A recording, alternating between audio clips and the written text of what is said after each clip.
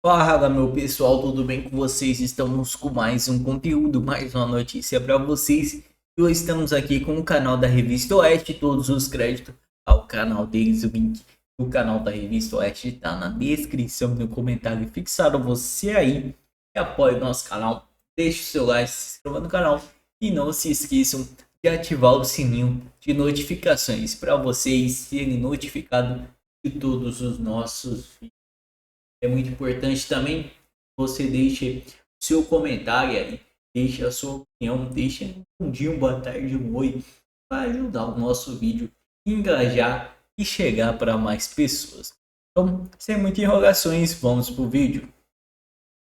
O ministro Fachin, a ministra Carmen Lúcia, em código de ética. Alexandre de Moraes viajou de Brasília para São Paulo em agosto do ano passado em aeronave ligada à empresa com participação de Daniel Vorcaro, dono do Banco Master. Registros do aeroporto de Brasília mostram que o ministro entrou no terminal executivo por volta das 19 horas. Naquela mesma noite foram registrados voos privados com destino a Congonhas. Outro voo da empresa Prime, que teve participação de Daniel Vorcaro até setembro do ano passado, decolou às 8h35 da noite e chegou a São Paulo às 9 da noite. No dia seguinte, mensagens atribuídas a Daniel Vorcaro indicam encontro com Moraes e referência à reunião com o senador Ciro Nogueira. Em 11 de agosto do ano passado, o ministro participou de um evento jurídico no Tribunal de Contas de São Paulo. Registros de outras datas mostram situações semelhantes. Em 16 de maio, a entrada de Moraes no terminal executivo ocorreu poucos minutos antes da decolagem da aeronave ligada a Vorcaro. Em 1º de agosto, o ministro, sua mulher Viviane Barsi e um policial entraram no terminal executivo e, na sequência, houve decolagem de avião para Congonhas. As datas coincidem com registros e mensagens identificados em relatório da Polícia Federal que indicam encontros entre Moraes e Vorcaro em períodos próximos a viagens em jatos ligados ao banqueiro. Alexandre Garcia, nos últimos dias emergiram inúmeros novos elementos sobre essa relação de muita proximidade de Alexandre de Moraes e Daniel Vorcaro, não? Bom, agora não surpreende, né? Depois de um contrato de 129 milhões, isso aí é acessório, né? É pouco, é troco. 129 milhões já tem eloquência suficiente para a gente não ter dúvida de coisa alguma. Isso tá claro. Parece que não está claro, é para o Supremo. É interessante que o Supremo fale tanto, né, o ministro Fachin, a ministra Carmen Lúcia, em código de ética, e, no entanto, estão tão parados quanto o Senado de Alcolumbre em relação a tomar uma medida provisória, claro, até que se julgue, uma medida tipo Argrives. Aquele ministro do presidente Itamar, quando no Congresso se falou mal do Argrives, ele se licenciou do cargo para provar a inocência, provou a inocência e voltou para o cargo. Se todos nós estivermos enganados em relação a essa promiscuidade, né, o ministro poderia sair, provar a inocência, que não tinha nada a ver com o Vorcaro, e voltar. Né? Só que os indícios são, na verdade, evidências. Né? Eu implico muito porque traduzem mal evidência nos Estados Unidos. Evidence é prova. Né? Mas aqui, nesse caso, é prova mesmo. O contrato é uma prova. Né? As viagens de avião são os horários. Né? Ministro, vale para Toffoli, vale para Moraes. Entra na porta de entrada do terminal de aviação executiva, que fica um pouquinho afastado do aeroporto internacional de Brasília, digamos, às 8 horas. E às 8h10 decola um avião. Sempre 10 minutos depois, é muito rápida. Ninguém no aeroporto, ninguém dos pagadores de impostos que frequentam voos aéreos é despachado em 10 minutos. Eles não, eles saem em 10 minutos. Agora, o que me intriga é que eles devem estar cansados de voo da Força Aérea Brasileira, que certamente não tem champanhe a bordo, não tem uísque a bordo, né? Deve ter água. Do jeito que andam as Forças Armadas hoje, deve ter água, pão e água no voo de jatinho executivo daquele Serviço de Transporte Aéreo de Autoridades, o GAT. Né?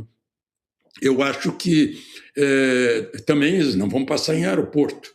Só quem está viajando, o presidente do Supremo está viajando em voo comercial e não acontece nada, mas eles não arriscam, né? O inconsciente deles avisa, olha, não enfrente o povo, que o povo tá me conhecendo, não vá lá, olha, não vai, né? Então, é isso que a gente está vendo, o óbvio. Aquelas confraternizações de uísque em Londres, né? As festinhas com senhoritas eslavas, né? Lá em Trancoso, claro que está tudo nessa grande quantidade de vídeo, de imagens nos telefones do Vorcaro. Vai ser um bom caminho para perguntar sobre as pessoas que participaram disso. O Ciro Nogueira também foi, né? O Fábio Faria também pegou carona, né? É a carona da promiscuidade, que eu chamo aí no meu artigo, né, a Master Fly. São passageiros frequentes, já tem o cartãozinho para viajar, né? Na cara da gente. Ou seja, já não tem mais nenhuma vergonha de fazer as coisas assim tão às claras, né? E a gente fica esperando que provem que a gente está enganado, demonstrem. E, no entanto, só negam a informação e só negam a participação, que depois tem sido confirmada costumeiramente, né? Eu não estive na adega do Vorcaro. Quem noticia de novo. Esteve sim, está aqui a prova. Não viajei no avião, não peguei o jatinho para ir lá para o Taiaiá. No entanto, os horários registrados nas agências oficiais de voo comprovam isso. Está difícil, eu estou em Portugal, e eu mencionei aí, está difícil explicar isso para um taxista português, ele não acredita que isso esteja acontecendo no Brasil, porque aqui na Europa, se acontecer, meu Deus do céu, se acontecer na China, você sabe o que vai acontecer, né? No Japão, em geral, a pessoa se auto-condena, né? Meu Deus, é inexplicável o que está acontecendo. Inexplicável, eu quero dizer, é difícil explicar para alguém que não está habituado com a nossa cultura de familiaridade com a corrupção, né, aceitar que isso esteja acontecendo no Brasil. E, Alexandre, o que me espanta é o seguinte: eles negaram, em resposta a uma pergunta que não foi feita, negaram ter encontrado o Vorcaro e o seu cunhado aqui. Aí vem essa informação provando, então, que encontraram sim. Sim. E não acontece nada, nenhum ministro da declaração, os outros, quer dizer, o André Mendonça, pelo exemplo, pelo comportamento, ele está mostrando que segue a lei. Daqui a pouco tem que chegar a hora de ele falar isso aí. Eles estão agindo fora da lei. O Fachin está falando em código de ética e age como age. Deveria ter acontecido alguma coisa no mesmo dia em que Malu Gaspar mostrou o contrato. Exatamente. Naquele dia deveria ter acontecido alguma coisa. Eles acham o quê? Que o povo não presta atenção nisso aí, não percebe? Você também imaginava em 2013 que estava tudo bem. Sim. De repente vem um aumento de tarifa ridículo ali, é o estopim para a maior sequência de manifestações de rua portentosas que eu já vi. E isso gerou consequências, sim. A Dilma até se reelegeu, mas ali nasceu o movimento pelo impeachment. Sim. Ali começou a nascer a Lava Jato. Eles contiveram a Lava Jato. Vão achar que seguram agora de novo a Polícia Federal? Não sei, eu estou sentindo um cheiro de 2013. Aí, porque o cansaço do povo é palpável, tá? Você consegue tocar na exaustão provocada por tanta corrupção impune. O Alexandre Garcia comentou aí a respeito, né, do que dizem essas figuras que aparecem nessa investigação da Polícia Federal. Ah, eu não estive na adega do Vorcaro, eu não viajei nesse jatinho, e temos 8.000 vídeos que estão sendo periciados a partir de 9 celulares do Daniel Vorcaro. Já prevejo que algumas pessoas dirão, não sou eu nesse vídeo aí não, hein? Diga, Piotr. O problema é que eles vão contra a imagem. Tudo bem que eles dão decisões estapafúrdias, né? Provas que são evidentes, eles ignoram. O caso do Felipe Martins, que não viajou, mas não. A Secretaria de Segurança Pública ou de Administração Penitenciária do Paraná diz que não pode naquela cadeia, mas continua. Enfim, não é a primeira vez que vão fazer isso. Mas eu vou ao ponto que o Augusto e o Alexandre já mencionaram. O Fachin está incomodado com as declarações do governo americano, do relatório do governo americano sobre a democracia no Brasil. O Supremo, a toda hora, a começar do ministro Alexandre de Moraes, fala ataques ao Supremo Tribunal Federal, ataques à... E quando tem ministro implodindo a própria corte, o Fachin não está preocupado? Essa é a hora dele se manifestar. A ministra Carmen Lúcia, tão ciosa e preocupada com a imagem do judiciário e da corte, como ela diz, qual é a preocupação dela quando eu tenho 2 ministros e tudo que eles dizem é desdito logo em sequência por evidências, ou provas até, cabais. Negaram o encontro lá na adega, na casa, bom, veio a informação. Eles não conseguem, por exemplo, desmentir todas as informações, eles não desmentem. E quando não, simplesmente se omitem de dar resposta. Ontem eu comentava aqui, ou comentávamos aqui, na política essa gente já estava no corredor da cassação, ou do Conselho de Ética, alguma coisa acontecer. Só que o Supremo ele se colocou tão acima, e boa parte do Brasil permitiu que esse Supremo se colocasse acima de tudo e todos, que as ferramentas que temos, e a única é do Congresso Nacional, especialmente do Senado, como já mencionou o Alexandre, e as coisas não avançam. Mas não quer dizer que as pessoas estão aceitando isso daí. Não estão aceitando, está cansando. Veja que o governo Lula, completamente associado ao Supremo, é uma das razões da insatisfação das pessoas e do eleitorado, pelo menos entre os pesquisados do momento, com o presidente Lula, que está umbilicalmente ligado à imagem do Alexandre, inclusive. Não vai ter como dissociar. Mas eu volto ao Supremo Tribunal Federal. Processou tudo e todos, mandou prender, arrebentar, enfim. Quem atacava a corte, quando só criticava, garantido pela Constituição. O Alexandre se refere à Constituição aqui milhões de vezes. Basta lá, o texto é claro, cristalino.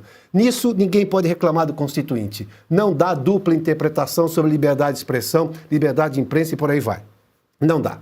Só a Carmen Lúcia que disse que até segunda-feira podia censura prévia, que está vedada claramente na Constituição. Mas vamos lá. Aliás, ela mesmo reconhece, eu nunca entendi, ela disse que o cala-boca já morreu, mas vamos ressuscitar por algum tempo, já que hoje é sexta-feira santa, ressuscita por algum tempo o cala-boca já morreu até segunda e desde lá a gente continua com esse cala-boca já morreu, digamos, revitalizado pelo Supremo. Mas a Corte não vai se responder, não vai reclamar de 2 ministros que estão, pelo menos 2, que estão enlameando o Supremo Tribunal Federal. Estes sim são ataques à sobriedade do Supremo Tribunal Federal. Não. E Piotr, mentindo. Sim. O homem que criou o inquérito das fake news. Então, Tá bom. Fala, meu pessoal. Vocês acharam do vídeo? Deixa a sua opinião. A gente ajuda. Já chega. Bom dia, boa tarde, oi. É o suficiente para ajudar a alcançar mais.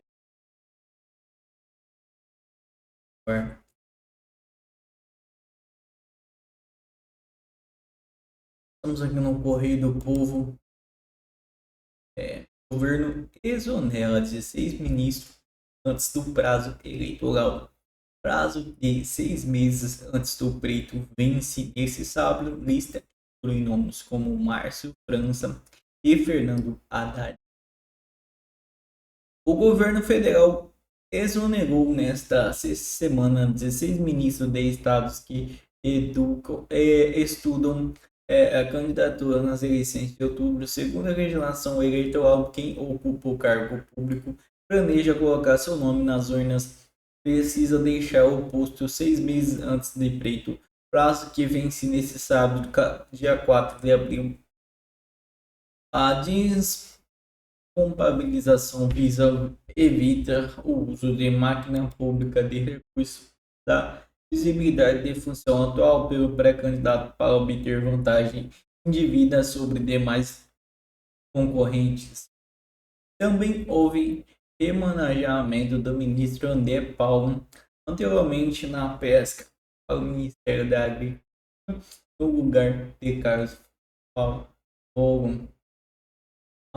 A maioria dos ministros exonerados foi substituída pelos seus antigos secretários executivos, em sinal de continuidade do governo na reta final de mandato. Foi caso Pesca, em que o ministro nomeado foi revertado e dito por Araújo Cruz, como secretário executivo do número de 2 de hierarquia da pasta. No entanto, ainda 3 pastas sem titular definiu o Ministério do Empreendedorismo, criado em 2024, para ser o 18º Ministério destinado a comandar Márcio França, Ministério do Desenvolvedor da Indústria, isso, secretário das Relações Internacionais, exonerações públicas ao longo dessa semana, que somam a saída de Fernando Haddad do Ministério da Fazenda, oficializada Diário Oficial da União, em 20 de março, para concorrer ao governo de São Paulo. Diário do Linga, e secretário executivo da pasta, assume o comando do Ministério de algumas trocas pontuais da equipe da secretária. Veja abaixo a troca efetuada na semana. Carlos Bravo deixou o Ministério da Agricultura Hercularia para concorrer ao governo de Mato Grosso, substituindo pelo ex-ministro da Pesca André de Paulo. Paulo Teixeira, do PT, deixou o Ministério do Desenvolvimento Agrário Agricultura familiar para concorrer ao deputado federal de São Paulo. Foi substituído por Fernando Marchiave para secretário executivo. Macarésen deixou o Ministério do PT, o Ministério dos Direitos Humanos e da Cidadania para concorrer ao deputado do Estado de Minas Gerais. Foi substituído por Janaína Melo dos Santos. André Fufuca, PPP, deixou o Ministério do Esporte para concorrer ao Senado pelo Maranhão. Sônia Guarajara, PSOL, saiu do Ministério do Povos Indígenas para possivelmente disputar relações como deputada federal de São Paulo, sendo substituída por Heloína Telena, ex-secretário executivo. Simone Tebet, recém-filiada ao PSB, depois de anos no MDB, foi exonerada para o Ministério de Planejamento e Sucessão da disputa de algum cargo em São Paulo após mudanças do Ministério Eleitoral. Silvio Costa Filho, republicano, saiu do Ministério de Aeroportos para concorrer à disputa federal em Pernambuco. Paraína Silva, rede em processo de migração de partido, deixou o Ministério em Meio Ambiente e Mudança de Clima, concorreu com cargo que ainda não definiu em São Paulo. Renan Filho, MDB, saiu do Ministério do Transporte para concorrer ao governo de Alagoas. Rui Costa, do PT, deixou a Casa Civil para concorrer ao Senado de Bahia. Jair Filho, do MD, pré-candidatura a deputado federal pelo Pará. Camilo Santana, do PT, do Ministério da Educação. E Agna Franco,